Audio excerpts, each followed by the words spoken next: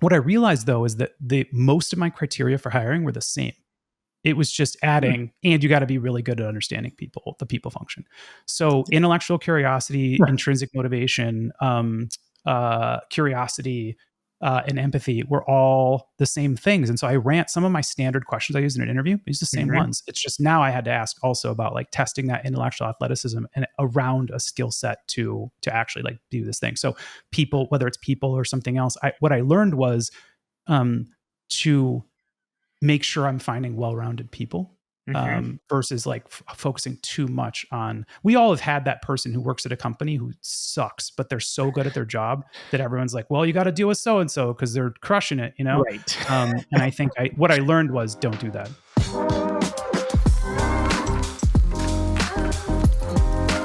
What if you never really wanted or expected to become a lawyer? How do you navigate imposter syndrome? And where do you find meaning in your work?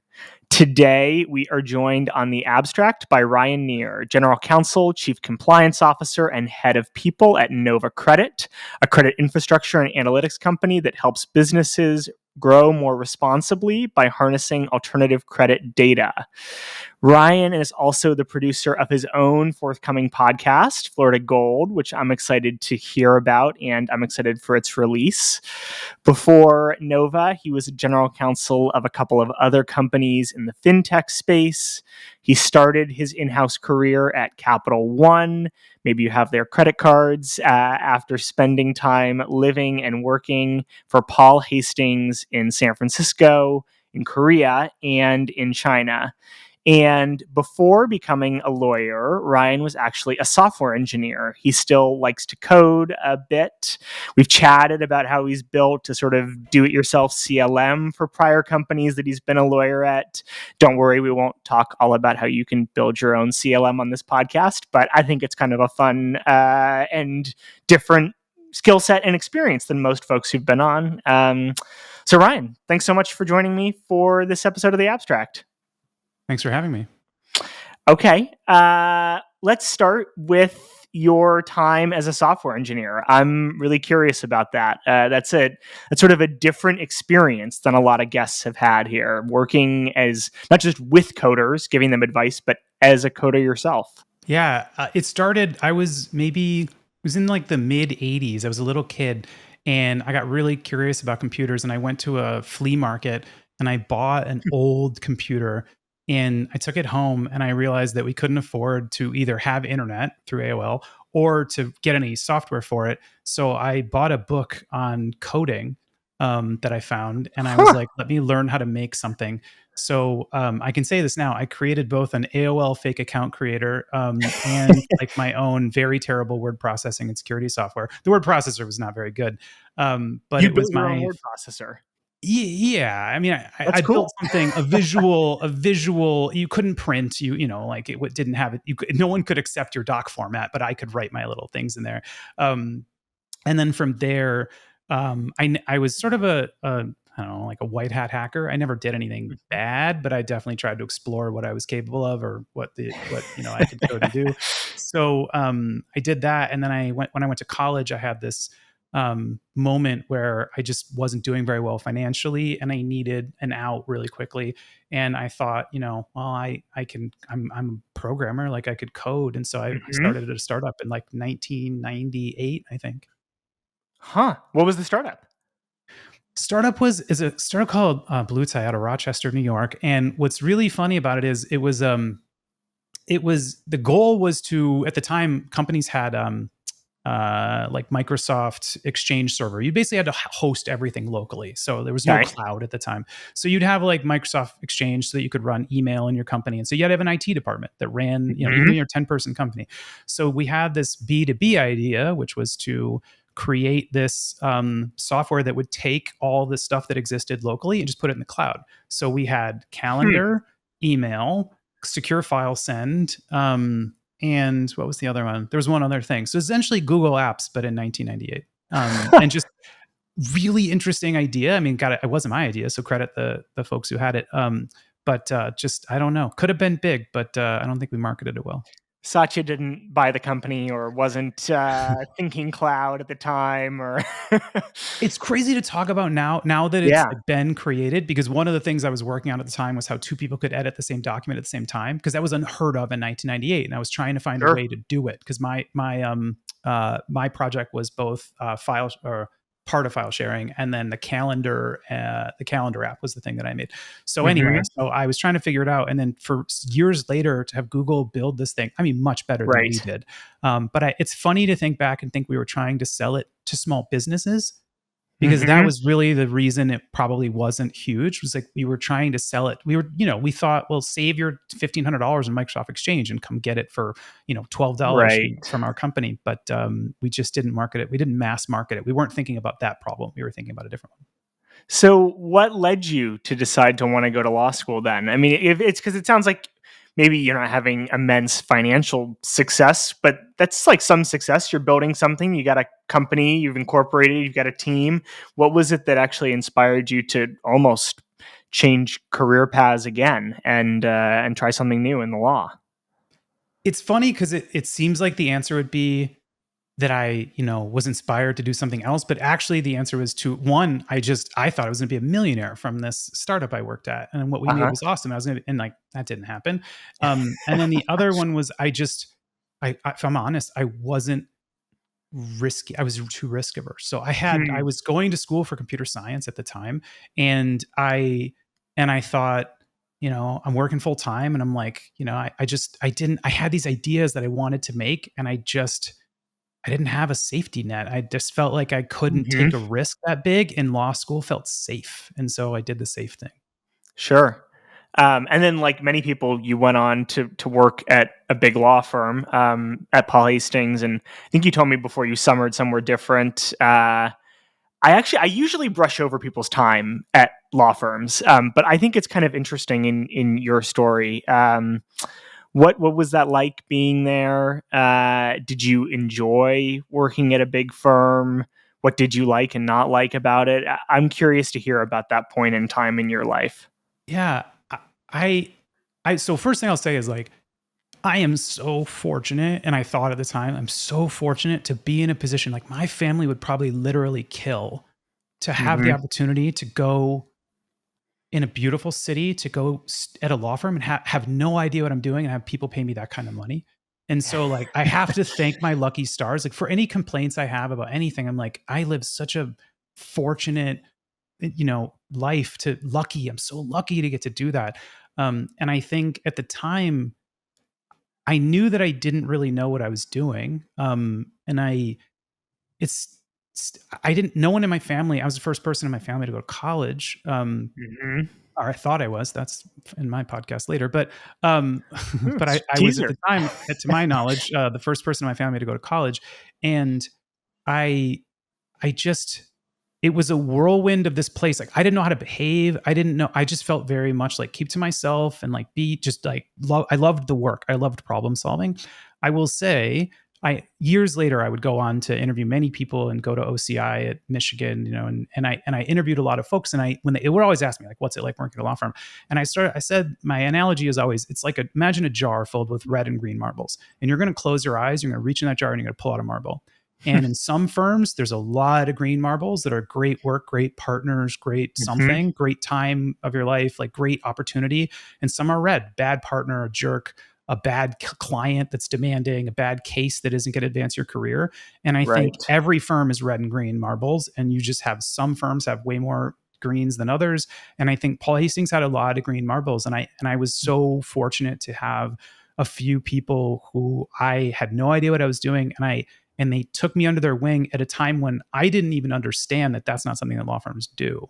Hmm. So I was going to monthly mentor dinners with, it's funny. Most people won't know these names, but I always say them in moments like this because I want them to get Yeah. their credit. But like Natty Sukawa and Todd Williams and Tom Brown and Tom Counts were people who like took me and showed me things, and I didn't even know that I shouldn't expect that. Like you Hmm. just kind of show up and you're like living the life that you're told to live, and at the law firm. So I was really fortunate to get really good role models who showed me how to be, and that didn't yell at people, and who just like, I didn't even realize how Hmm. bad it could get in the law. I did. There were a couple jerks that I encountered and, had to deal with.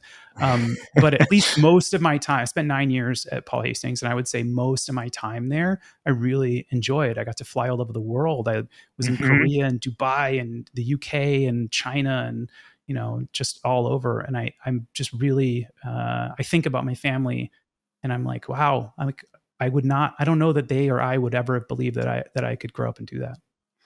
You brought up, it brought up sort of the adjustment to firm life and how I think what you're alluding to is it's not just learning about it, doing the work. There's also a set of sort of like social norms that go along with being at a big law firm or, being at a sort of high-powered, fast-growing corporation in a big city in the U.S.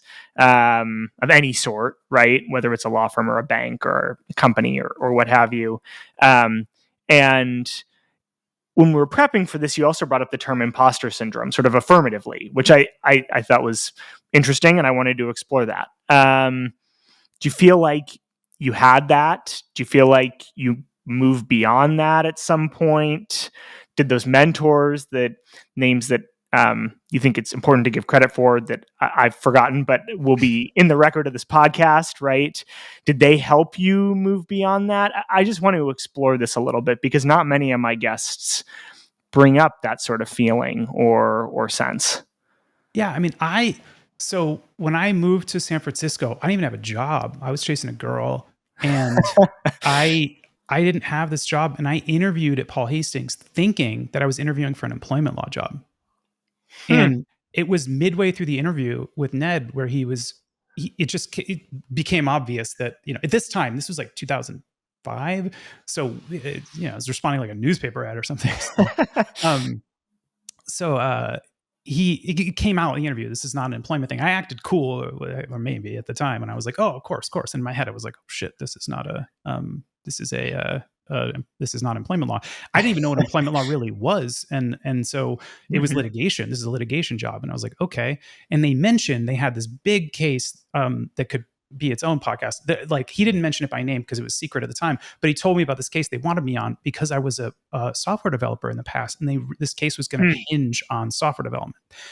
And so they really wanted someone with expertise. And so by the time I came in, that case had settled.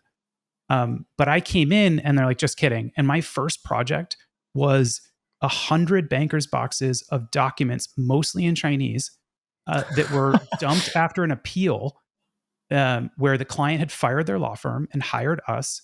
And I mean, not me, but hired somebody. And I was the one who was given it. And so I was one associate, and I was given 100 bankers' boxes full of documents that were about the development of an acetic acid manufacturing plant that were somewhat in Mandarin Chinese. And I just was like, okay. So I was excited. In many ways, I was so focused on the work and the problem solving that I was like, all right, let me get a translator. Let me figure all this out. And I was like a beautiful mind in there, man, with red string, trying to connect the dots of this trade secret case and who stole what and when and whatever else.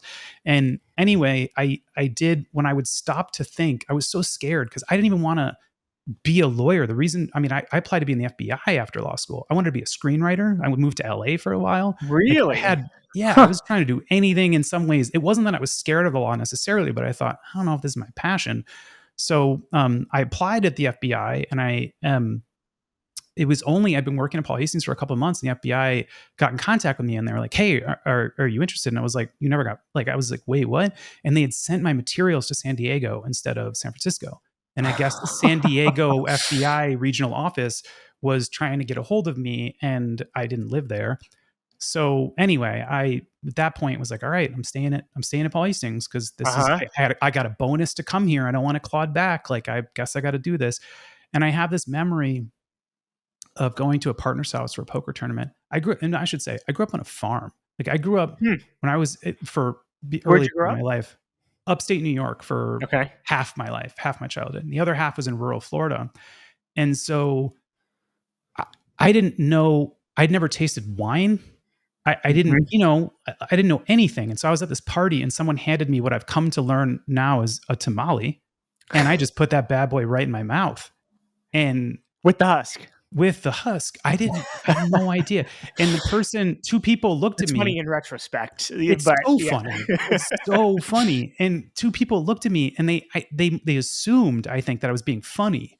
And then I just kept chewing. It was like I was eating a shoe. And then because they were mini tamales. And anyway, I eventually like grabbed a napkin and like spit out this tamale. But I felt like, man, I remember going through interviews, and the reason I was so excited about Ned, who's like an incredible human and one my biggest mentor, was I looked at him and I thought, this is the only person I've seen. Just a brief background on Ned. He grew up in he was born in an internment camp. He's Oh, Japanese. wow. Born in an internment camp, grew up on a farm. And so Mm-hmm. he was the first person I looked at and was like, I mean, I didn't grow up in an internment camp, but like, you're kind of like me. Like Mm-hmm. I could maybe see myself in you somewhat. And that was the first time that I had seen in any of my legal interviews or what I had done, where I was like, this person, I can see a little bit of myself in them.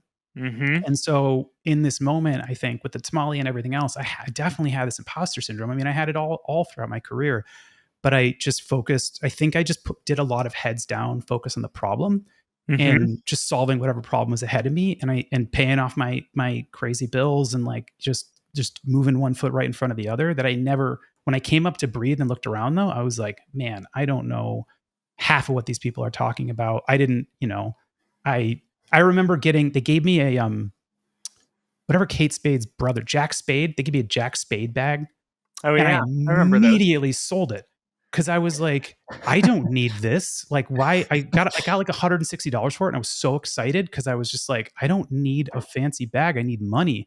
Mm-hmm. So I just think I was very different. I cut my own hair. Like it's like I don't know. I didn't know anything of what I was doing. I owned one suit at that point in my life, and it was green. No one told me like, if you're going to get one suit, don't make it green. So I was going to every meeting and that I had on like every interview, every wedding in this like olive green suit. I didn't know anything. So yeah, imposter syndrome. I still like, moments in my career now still, or all the time where I'm like, like I'm, uh, what I think there are a lot of tasks I have to do on an everyday basis where I go, Mm-hmm. that's not my bread and butter. And I go, God, everyone seems to know what they're talking about this, and I don't. And I think Mm-hmm. what has gotten me through it is just like put my head down and focus on the problem, and don't pop my head up for long enough to be like, I don't know what I'm doing.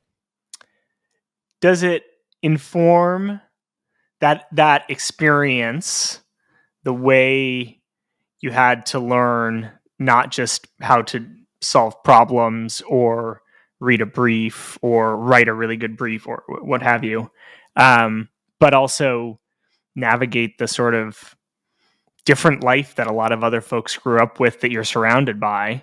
Does it inform the way that you hire or the way that you think about people when they come through the door and evaluate them? I'm just curious. And I'm not asking for like policy prescriptions, but how do we fix sort of opportunity in America for more people, right? But more just like in small ways. Does it inform the way that you approach hiring, or the way you approach managing your team, or the way that you approach customers who may come through the door and may see things very differently than folks at your company do? Yeah. Yeah. Yeah. There are two things that come to mind. One is my mom worked at a dry cleaner. Like, my mom had just the toughest, most demanding, grueling minimum wage jobs. And I thought about it and I was like, why she did this for me to have opportunity. Mm-hmm. And I think there's like beauty in that. And it creates this world where when I look at companies evaluate things, I think, is this what she would have wanted? Like, is this why she did it? And I think if I went to go work for, I don't want to crap on any companies, but I go work for a company that's like known to be toxic or something or whatever, or makes a Sure. product that's like not good for the world. I think like, is this why she worked 70 hours a week at a dry cleaner for me to Mm-hmm. like, I have choice that she never had. And so I think I look for that in other people too. It's not a requirement, because actually the second thing I was going to mention is I actually realize I'm very fortunate, because I used to think growing up, I'm the guy who grew up on a farm who was like, temporarily homeless for a little bit, who like had this tough life, and I had this chip on my shoulder. And then I realized like I have immutable things about me, about my gender or my race, that like make people listen to me more than other people, and that I actually am really fortunate. And so I Sure. would say when I apply this to interviewing, actually, you know what? Let me back up and I'll tell like one other brief story. I met this. I went to a party at a friend's house, and you can keep this. This is a long story. It has a funny punchline, but I like but punchlines. yeah, Let's do it's it. so I'm at this party at a friend's house, and the friend is like a little bit fancy, and so I show up, and and we get there, and it's a murder mystery party, and Okay. so it's like, you know, it's my character and another character are British.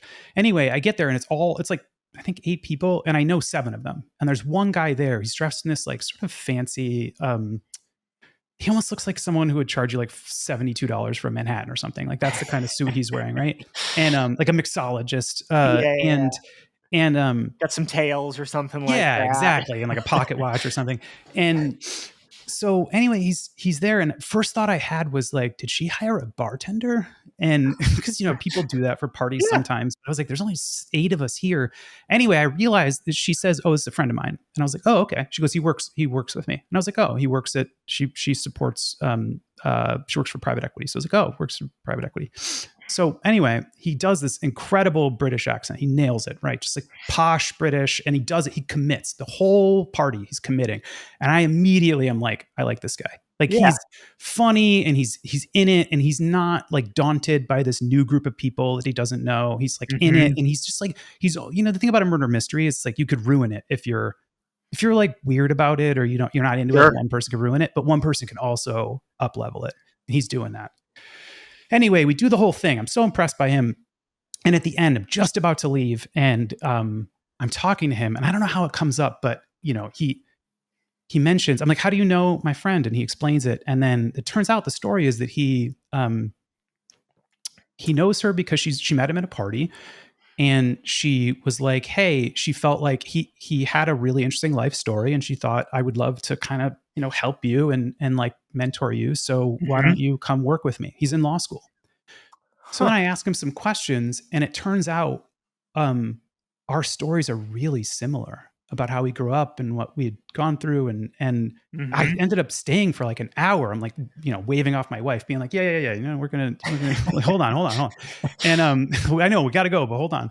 And and I now have this, like, you know, he's a friend of mine, and I Mhm. think he's in law school, and he was telling stories about how he was at a um he would study, you know, his mom worked at a restaurant. He would like study at the restaurant, you know, in the Mhm. booth while his mom worked. And I just identify with that so strongly. Anyway, I've had this really incredible relationship with him. He's such a good guy. And the thing that he said was like, he had this moment where he said to me, you're the first person I've ever met he's like, I was so worried that I would go through this whole thing and I would never have someone who I thought is like me. Hmm. And I just thought, man, that's what I was looking for too, you know, someone who is Mhm. like me in some way. And I, not by color of my skin or my, you know, Sure. like, but like what we'd gone through or how we see the world.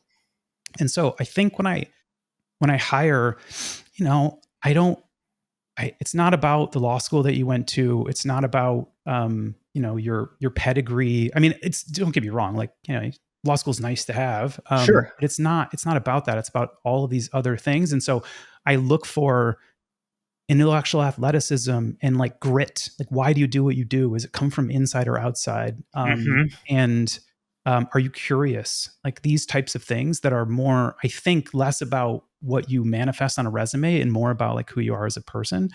And I think that's a long answer, but I think it deeply resonates with me that we need to give chances to people who have interesting perspectives, who have Yes. um, interesting ways to solve problems. And I think there's a classic story people have of saying, you know, my dad was a lawyer, my mom was a lawyer, my uncle was a lawyer. Like I Mhm. know a lot about it. I didn't know anything about it, and I just went into it, and like he did too. And I think that they're showing people, and it's not just, you know, me and this guy. Like there are other people who have interesting stories too. I have another Sure. guy I talked to who was arrested in um, for a crime he didn't commit, and when he was Huh. a kid, and profiled. And long story short, there's a story about him on the news, and he went to Harvard. And now I talk to him all the time, and he's just like this incredible. He's like built up this career, and he's just like, we need to give people opportunities. And so I would say I'm just trying to give really good people opportunities. I think there's another aspect of what you're saying too, which is that, and we don't have to talk about this for hours, but representation matters. as well, or finding someone who you admire who shares some of your life story or strong interests or characteristics of your background. I mean, that matters, right? And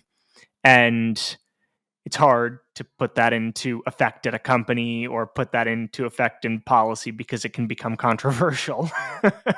Yeah. but but that is right. But it does matter clearly, Yeah.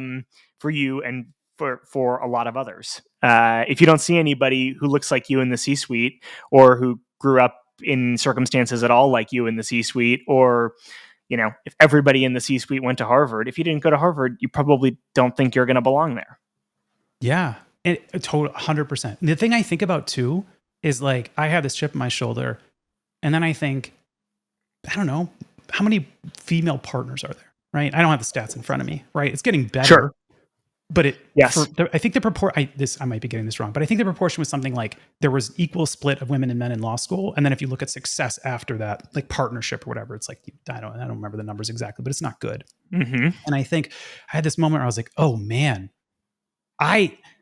people don't see farmer, poor kid, whatever else when they see me. They just see a guy. In fact, Mm-hmm. someone said to me recently, they were like, "Oh man, I thought you grew up with a silver spoon." And I was like, "That's so funny." But they don't see it. It's not immediately evident. No one's Yeah. judging me based on this.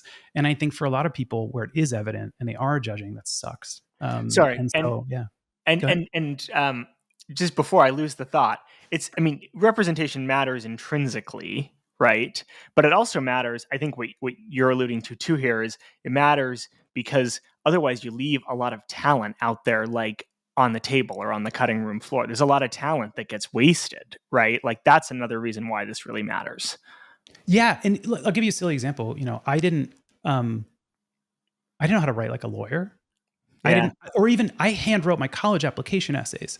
And I know that whoever read those must have thought, huh, Right. handwritten, you know? And so I think, yeah, there's two sides to that. One is we need more representation and we need to focus on that. Not just this is like a very deep topic around, meritocracy, whatever, but it's like Sure. you get better, just it's not meritocracy is not the reason why women aren't partners at law firms. Like, Totally. they got to leave and have a kid and go away for 9 months at a place that talks about billing rates and like your Yes. realization and all that stuff. So that's the reason, right? It's not that they're not good at law. So I think they need to see themselves represented. They need to, I've watched my wife go through this in her life, like, Mm-hmm. and having imposter syndrome herself, or feeling like she, can't say things in a meeting because of who she is, et cetera. And so anyway, I think, yeah, you're right. It leaves a lot of talent on the cutting room floor. And it, for people like, I mean, the mentee I'm talking about, the guy, the British posh guy, who's not British, but he's doing phenomenally well in law school. Phenomenally well. He got a scholarship, was Mm-hmm. crushing it, and these people have ability. And I think it's just really important that we spot that. And so I love hiring someone with an interesting story, or just like, you got to be good, all those things. I'm not hiring just on story, Mm-hmm. but I just love someone with a different perspective or can tell me something that I don't know about. I think you're a pretty independent thinker, or you seem like a pretty independent thinker. What was it? Was that something that drove you in house? Like, tell me a little bit more of the story of how did you end up leaving the law firm, going in house, eventually sort of transitioning to become a GC and a generalist? I mean, from the outside, it seems like your personality is a pretty good fit in some ways for being like a generalist GC. But I'm curious how that actually came about. That might not have been the reason. I don't know. It's funny. I think I just put my head down. I was at Paul Hastings for 9 years, and I just had a good time. Like, I was like, this is Yeah. great. And I think I'm the kind of person where I just felt like I'm really fortunate. This is great. I'll keep doing this. I didn't really have a career plan. I wasn't sure I Mhm. wanted to be a partner. I think honestly, the reason I wanted to be a partner was like pride. You're gonna give me that because I deserve that because I've done really good work. Yeah. And there was this moment where um I was working on this case, and the partner comes to me and he's like, well, case for a Korean client. And the partner comes to me and he's like, hey, it's a really big case, like the biggest billing case that year. And they're mobilizing like 50 lawyers on this thing. Like, it's huge. And he comes to my office and he's like, hey, will you come in here for a second? So I go in there and he goes, we need someone to go to Korea to really like lead a team there and help with the work product. And I was like, okay. And he says, are you willing to be nominated? And For it's such a Survivor? clever, yeah, it's such a clever, if you think about, I don't know if there was intent there or not, but like it's such a clever way to ask someone something. Cause I was like, how can you turn down being nominated for something? So I was like, yeah, okay. Get back to my office and maybe like, I don't remember exactly, 30 minutes later, I get another phone call. And it's the co-head of litigation at Paul Hastings. And he says, congratulations, like you've won. You're going to Korea. And I'm like, what? And this is in one day. Like one day, I wake up that day, I live in San Francisco, and then he's like, you leave next Friday. It was an intense vetting process. It was just, and I'm like, what? So I'm like, I guess I'm moving to Korea. I just started dating someone who's now my wife. This sent us into like rocky territory because Yeah. 13-hour difference, and it's a whole thing. So I realized it's a big ask for me. I have a dog that I had to just leave. I mean, I didn't just leave it; someone took care of it. But Sure, but it's not me, and I'm a dog guy. So I've got all these things, and I moved to Korea. And when I come back, and I forgot to mention on the call, the co-head of litigation is like, this is so good for your career. You're getting up there in years. I mean, law firm years. right. Things are great. Things are great. You're doing well. This is a really great opportunity for you. Like, okay. So I'm thinking about that when I'm spending like $9 on an orange, because Korean produce could be very expensive, or was at the time at least. I'm thinking about this call. Mm-hmm. So I come back. This is all over. I come back and I'm like, all right, let's go. So I call. No answer. I email. No answer. And the thing is, some dynamics had changed. This is, I guess this is like interesting for listeners, whatever. But Yeah. if you don't, at law firms, a lot of times, the idea of you making partner, at least at the law firm I was at, was based on office dynamics. So you had to have a powerful office because people have to like put you up for Right. promotion to partner. So you need an office that's powerful in that exact moment. And so the San Francisco office of Paul Hastings, I'm definitely spilling some secrets here, I guess. Not really secrets, but like they were very powerful when I joined. By the time this moment came around, the office was less powerful because the work had sort of net exported out to some other offices. And so we were like kind of at a low point in like the power dynamics of San Francisco. Sure. So all of that good news is like, yeah, maybe there's not enough power here to get this for you. Mm-hmm. So I can't even get a hold of the guy who called me the first time. He won't even respond to me. And I am a defiant kid. So I was like, oh yeah.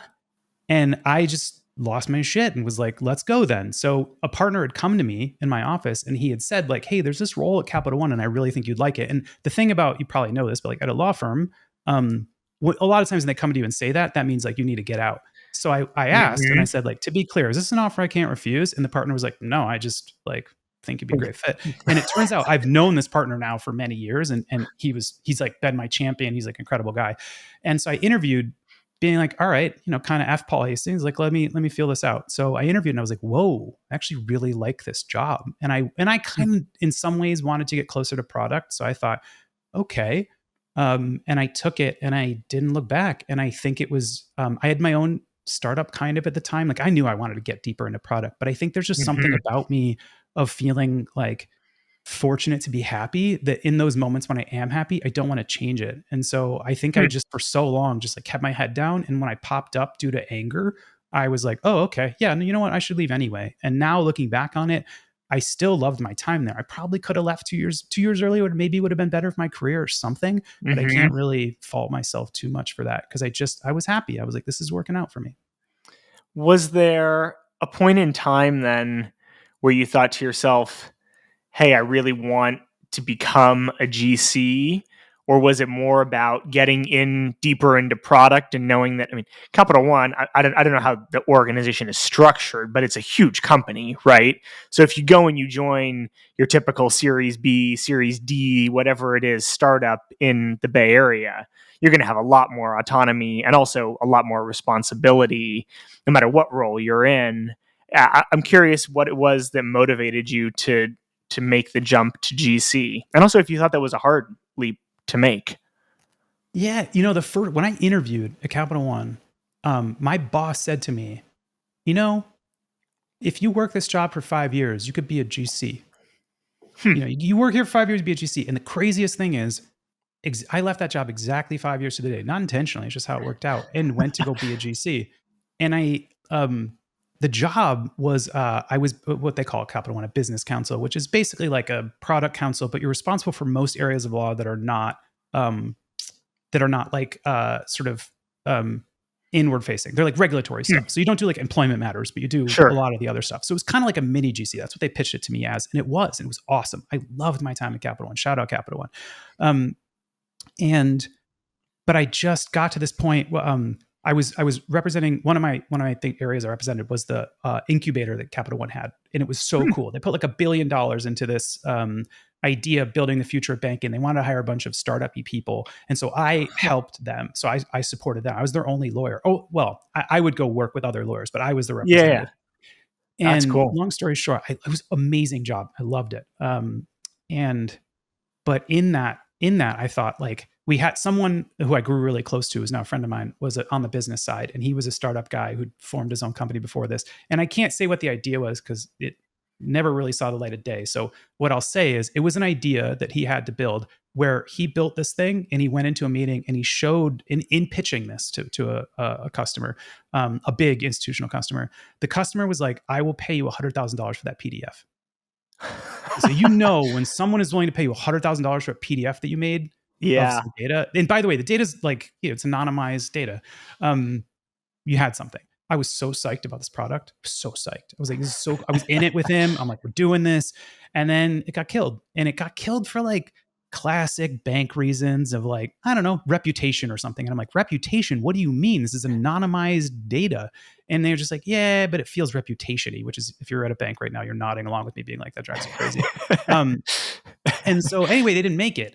And he left because like, that's what a lot of people do when their ideas that are great don't get made. Sure. And I just thought, I love it here. Like if you're going to work at a bank, go work at Capital One. It's amazing. Go do it. If you want to work at a bank, no better bank to work at, in my opinion, having only worked at one, but still it seems good.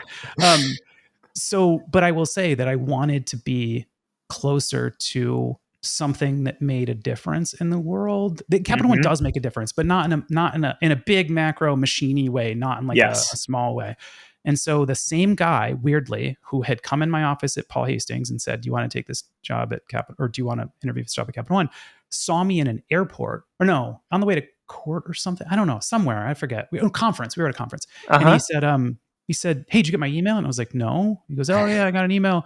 And he was like, "There's a GC job at Digit." I was like, "Oh no, I didn't see it. I think you emailed someone else, man. Like I'm pretty good at seeing my email." And so he sent it again. Anyway, I interviewed and I was like, I love this. And so I went there and I wanted to change to help people save money. And so I just like it was a mixture of, I want to swing at some pitches, I really want to be out there swinging, and I want to do something that's like good for the world. I hear that from even folks who've been in seat in maybe like their first GC job somewhere. Like when they think about the next thing, they think, I want to swing. I want to take a big swing. I want to swing at some pitches. I want to feel like I'm at a place that is going to make a real impact. What are the most important leverage points you feel like for you in your different roles? Because you've been GC now 3 times. Is that right? Like, do you feel like you've accomplished that? Do you feel like, where do you feel like your biggest points of leverage are as the GC for, I don't know, living out that, like, I'm going to make an impact on this business. I'm going to help this business grow in the right way. It's funny. There's a feeling that I had sometimes when I was dating where I would, this will come around, don't worry.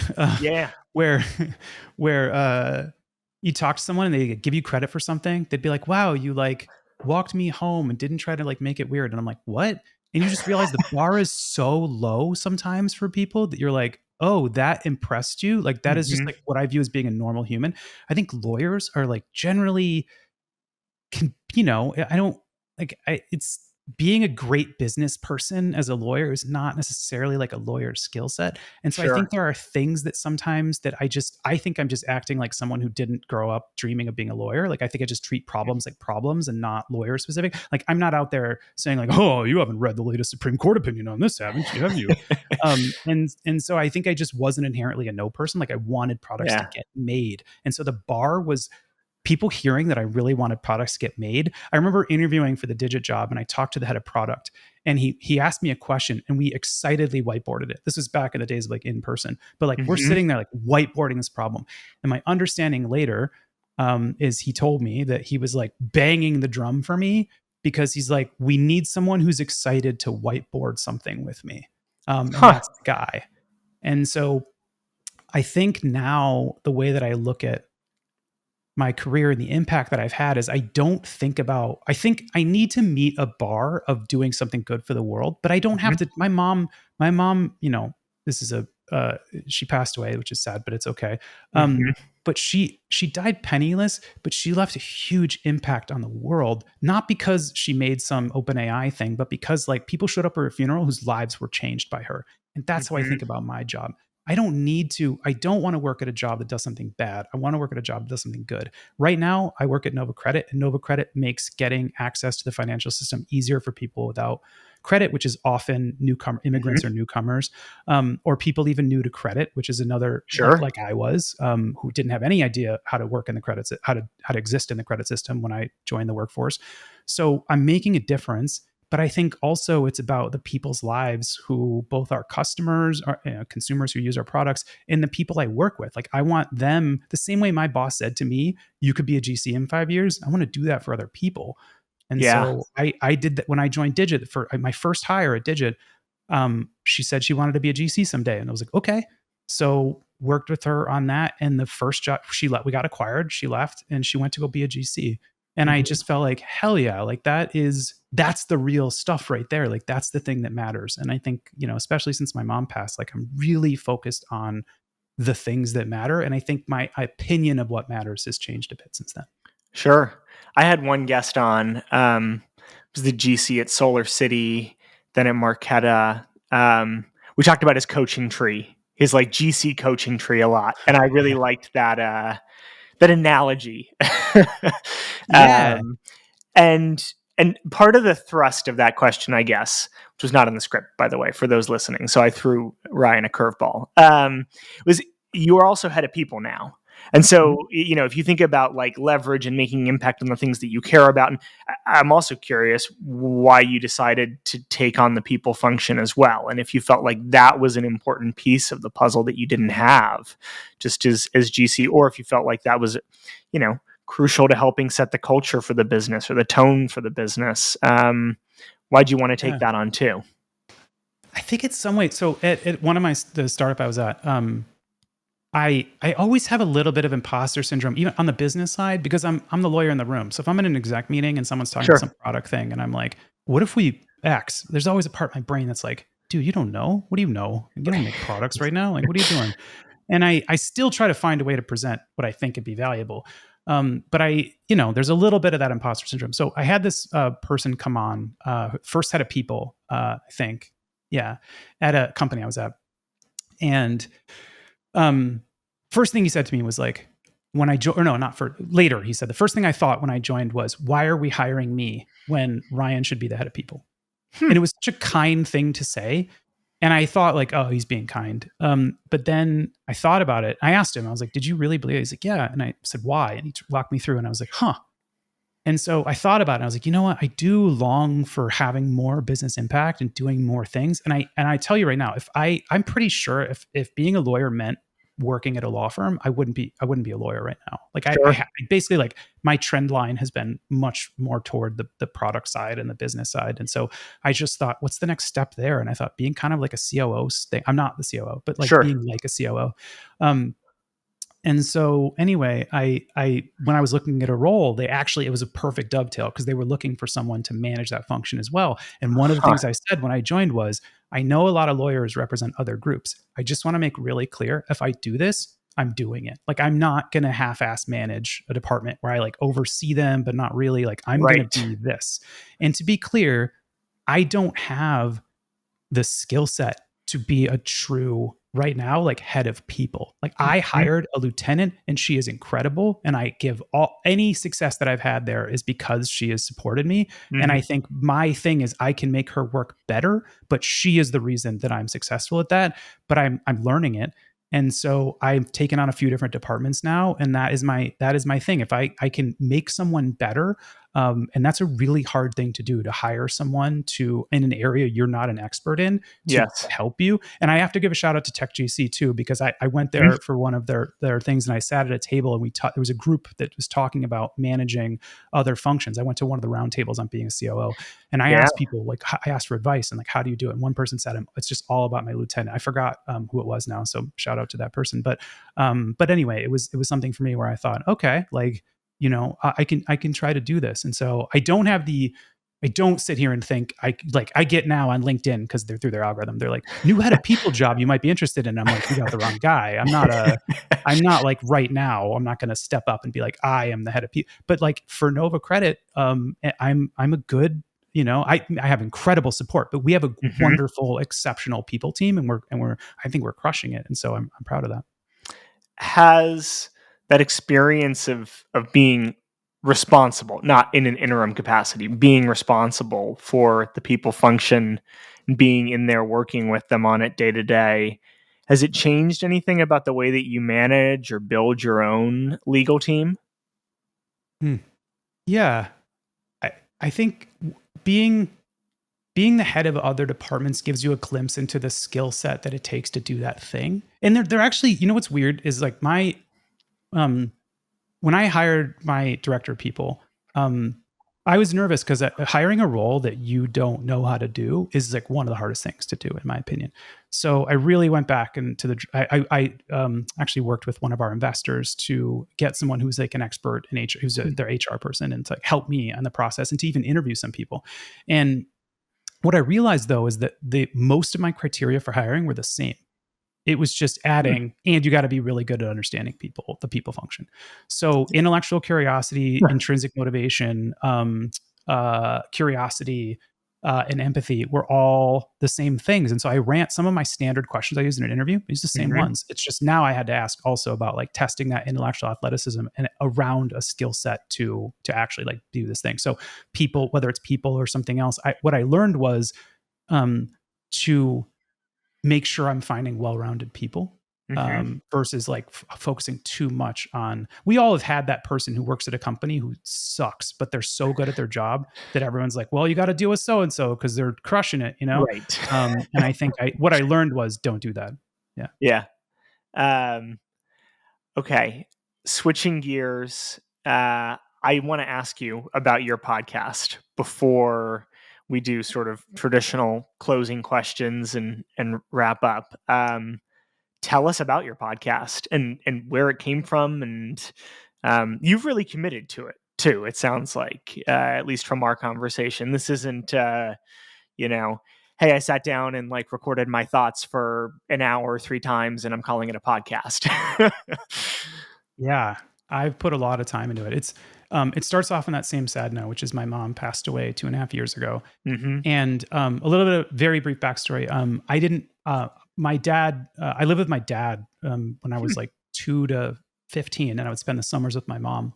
And only when my dad and my stepmother divorced did I go and live with my mom for a few years in high school. So I didn't know my mom like most people know their mom. Huh. I loved my mom and I longed for my mom and I wanted to be with her so badly, but I didn't get that chance till I was 15, Hmm. and I loved it. It was the best years of my life. But when she passed, I was going through her stuff and I found a letter that she had written me when I was actually at that startup. And she had mentioned that she'd never sent the letter. But she'd mentioned this to me because I Huh. remember it. That she had mentioned, oh, your birthday. She's like, I have a letter. I'm not sure if I'm going to send it. And I thought that she just meant like, oh, it doesn't matter if I send this letter or not because I'll tell you what's in it or something. But it's not what she meant. She meant I'm not sure if I'm going to if I'm going to send this message to you. And so I saw it and I was like, I immediately remembered what it was. I was like, oh my god, like because it was sealed. It just was never sent to me, no stamp. So I Uh-huh. opened it and it was a letter she had written me about how from 2002 Wow. about 2001, yeah, about I know I'm going to die someday, and when I do, I need you to I want you to be closer to your brother and sister, your older brother and sister, her other children. I know you're not right now, and I want that, and someone needs to hold the family together, and sort of I want it to be you. And what she didn't know when she wrote the letter is that over the next 20 years, I wouldn't grow any closer to those older brothers and sisters. I mean, we weren't like enemies or anything. It's just we Sure. weren't close at all. And so I thought, oh, and then I found what a thing to think about. So then I found a book she had started writing about her life. And then I read that. And then the third thing I found in her room was she had, when I'd come one day over to her house, and she had this thing taped or magnet to the side of the fridge, clipped on one of those magnet clips to the side of the fridge. And long story short, I opened it up and it had a paper in it that had like 5 people's names and then a few songs and then $500 cash in this envelope. And I was like, Mom, what is this? And she said, it's my funeral thing. And I was like, what? She goes, those are the people who are not invited to my funeral. The songs I want played, and $500 for my funeral. And I was like, well, number one, $500 is not going to pay for your funeral. Number two, what do you envision happening at your funeral? You think I'm going to bounce your funeral? You think I'm going to be like, no, you're not. I'm like going to close the velvet rope and not allow someone through the front door. So she did 2 things in response to that I learned. One is she changed her list from people who are not invited to people who are affirmatively invited. I like that. And then 2, and I found that in a yellow pad in her room. And then 2 is she asked someone else who's she was more confident would actually bounce people who are not on the list. So she chose a different bouncer. So anyway, I looked at these things and I thought, I'm going to try to tie these all together. So I left my job and I moved to Florida to learn about my brother and sister.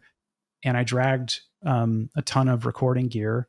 And I thought, you know what? I'm going to tell her story. I'm going to finish her book. And this is a person who nobody knows. No one knows my mom. Like, she lived this tiny life, but she was an incredible person.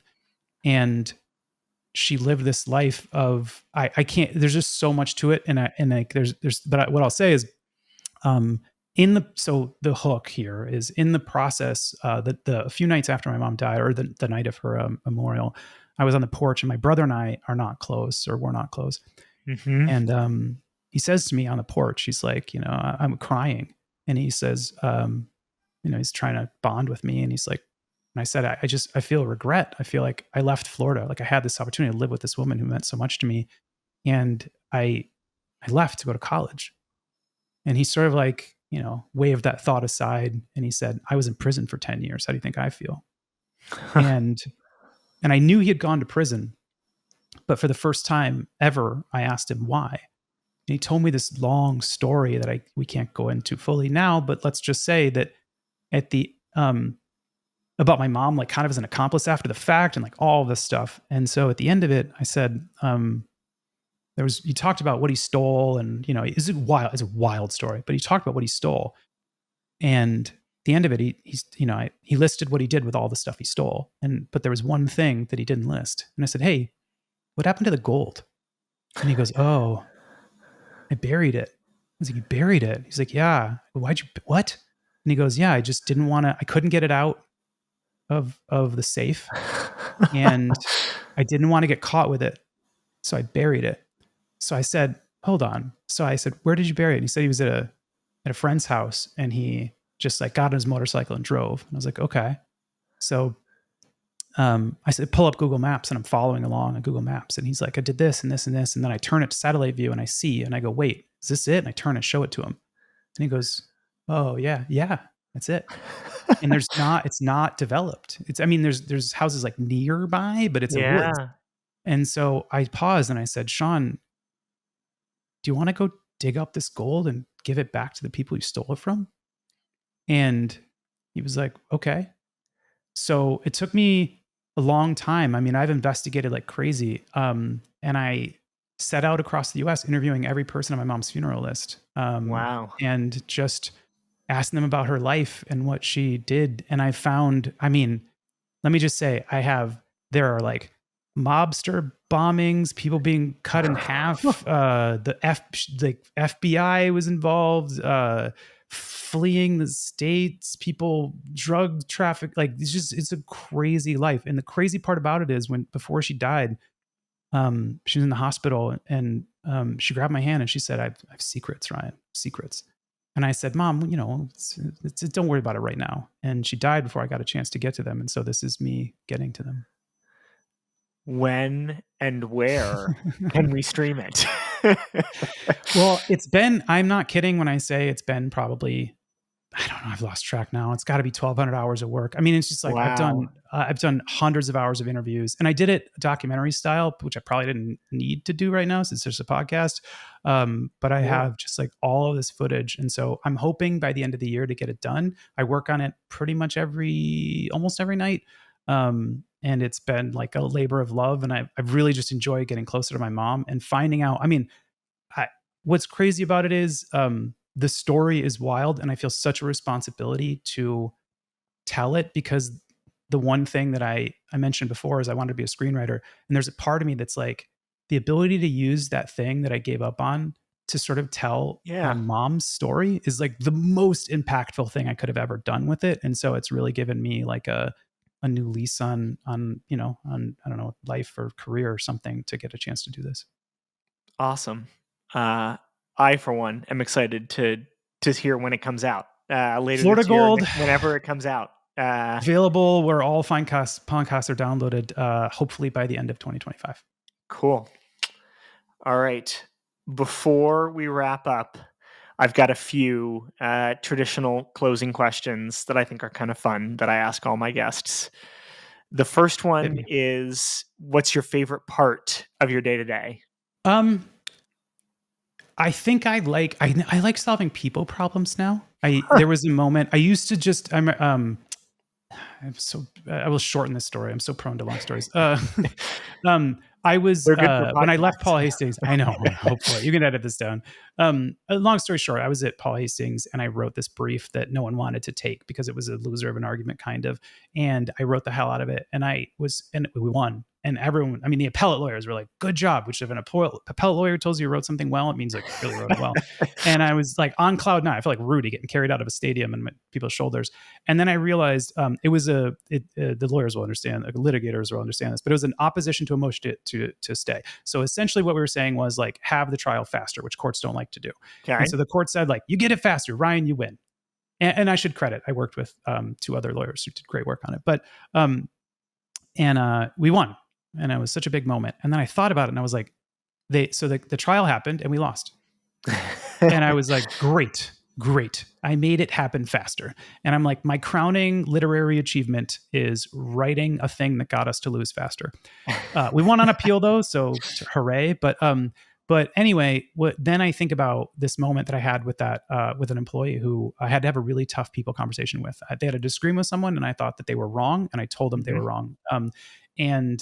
Anyway, I was meeting with her in New York and over dinner, and she said, remember that time? And I was like, yeah. She goes, that's the best anyone's ever handled me. I can be tough sometimes, and even my husband like doesn't handle me that well.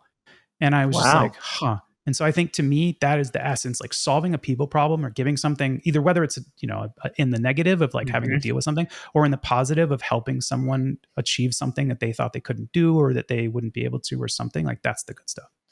And those two skill sets don't always go together. Lucky you.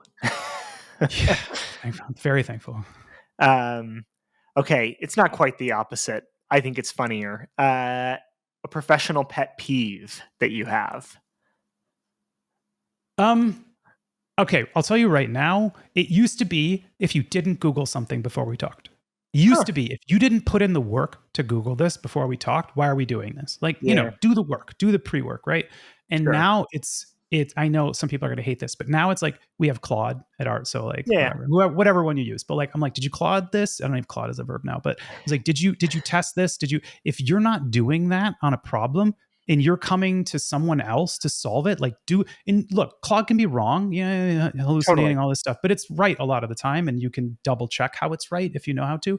So I think my pet peeve at work is, number one, be empathetic and understand how people operate. But number two is like do the work, like figure out, just problem solve, like move the ball forward before you come to someone else. That's an important lesson, I think. Well, most people should learn earlier in their careers is take a beat and think about the problem before you go and ask for help or ask for a solution. Or I've always found, even if your proposed solution is terrible or is wrong, or at least you at least you thought about it. I really like that answer. That's a good one. All process. I don't. This is the Yeah. thing. Play it like poker. Just have good process. We might lose. We might get it wrong. Have good Yeah. process. All right. Do you have a book? And this can be professional. This can be fun. There's no rules about this, but a book that you would like to recommend to our audience to read. I'm gonna cheat and do two because they're very different. Please. One is, it's such a weird recommendation, but I read it when I was in high school. It's called Phantoms in the Brain, and Okay. it's by Dr. V.S. Ramachandran. And I will just say it's about the ways that the brain, like learning about how the brain operates by people basically like messing some things up. So if you've ever heard of the book, like The Man Who Mistook a Wife for His Hat or something, Huh. there's these like crazy things that happen in the brain. And it sparked my curiosity about the human brain in such a way that it's been like a lifelong obsession with it. So V.S. Ramachandran, Phantoms in the Brain. The other one is Dark Matter, which is also a show on Apple TV. They made it based on the book. It's my favorite book, and I think it just gets you to think about your life. And I don't want to spoil it. I'm big no spoiler guy now. So let me just say this: if you have liked this interview, don't look it up. And if you like science fiction, and don't look it up, just read or watch Dark Matter. Cool. Cool. All right. My final question, traditional closing question. We've covered some of this ground probably, but if you could look back on your days being a young lawyer, so maybe at Paul Hastings, just getting started, something that you know now that you wish that you'd known back then.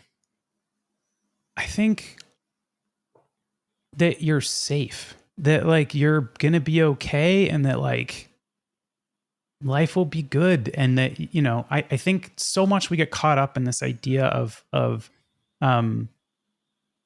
what matters in life, and like what is the most important thing. And, you know, some people it's like a partnership or your next review or whatever it is.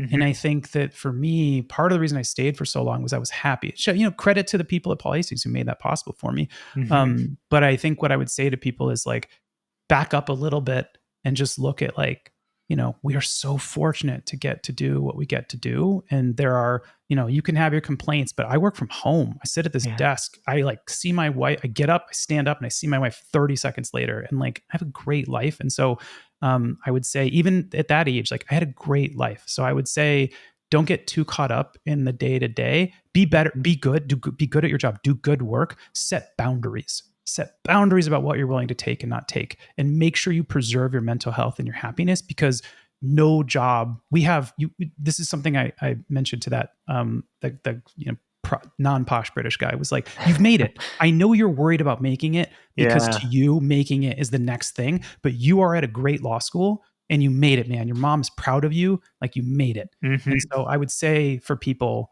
focus on what matters and recognize that like you made it. I love that. Ryan, this has been a real pleasure. Thank you so much for joining me for this episode of The Abstract. Thanks so much for having me. I really had a great time. And to all of our listeners, thanks so much for tuning in, and we hope to see you next time.